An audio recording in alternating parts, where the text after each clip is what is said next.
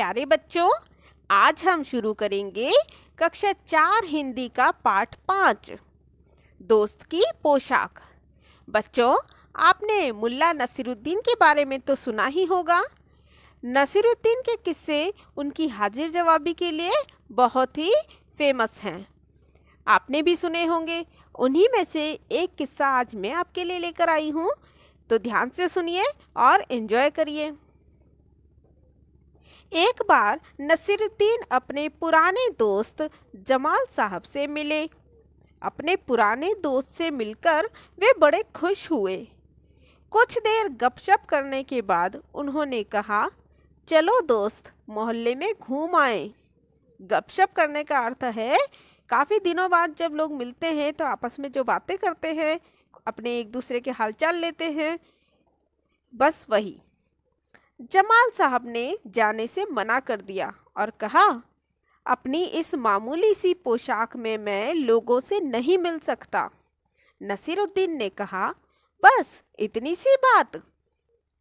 नसीरुद्दीन तुरंत उनके लिए अपनी एक भड़कीली अचकन निकाल कर लाए और कहा, इसे पहन लो, इसमें तुम खूब अच्छे लगोगे, सब देखते रह जाएंगे। भड़कीली अचकन से अर्थ है बिल्कुल जो उनकी नई पोशाक रही होगी, जिसका रंग बिल्कुल अच्छा तड़क भड़क वाला होगा, वो होगी उनकी भड़कीली पोशाक। बन ठन कर दोनों घूमने निकले। दोस्त को लेकर नसीरुद्दीन पड़ोसी के घर गए। नसीरुद्दीन ने पड़ोसी से कहा, ये है मेरे खास दोस्त जमाल साहब। आज कई सालों बाद इनसे मुलाकात हुई है।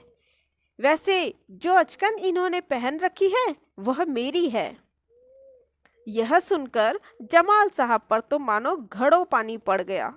घड़ों पानी पड़ना का अर्थ है अपने आप में ही शर्मिंदा होना।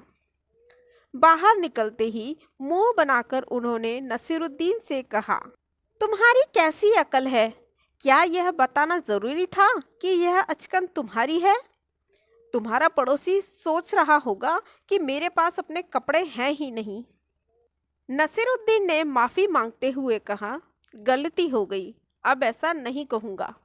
अब नसीरुद्दीन उन्हें हुसैन साहब से मिलवाने ले गए। हुसैन साहब ने गर्मजोशी से उनका स्वागत सत्कार किया। गर्मजोशी से स्वागत सत्कार करना अर्थात जोश के साथ में बहुत खुश होकर के स्वागत करना। जब जमाल साहब के बारे में पूछा तो नसीरुद्दीन ने कहा, जमाल साहब मेरे पुराने दोस्त हैं और इन्होंने जो अचकन पहनी है वह इनकी अपनी ही है। जमाल साहब फिर नाराज हो गए। बाहर आकर बोले, झूठ बोलने को किसने कहा था तुमसे? क्यों? नसीरुद्दीन ने कहा, तुमने जैसा चाहा मैंने वैसा ही तो कहा।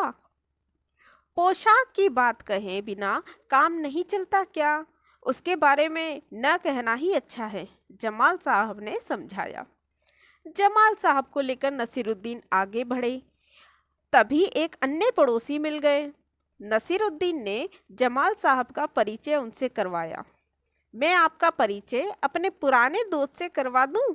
यह हैं जमाल साहब और इन्होंने जो अचकन पहनी है उसके बारे में मैं चुप ही रहूं तो अच्छा है।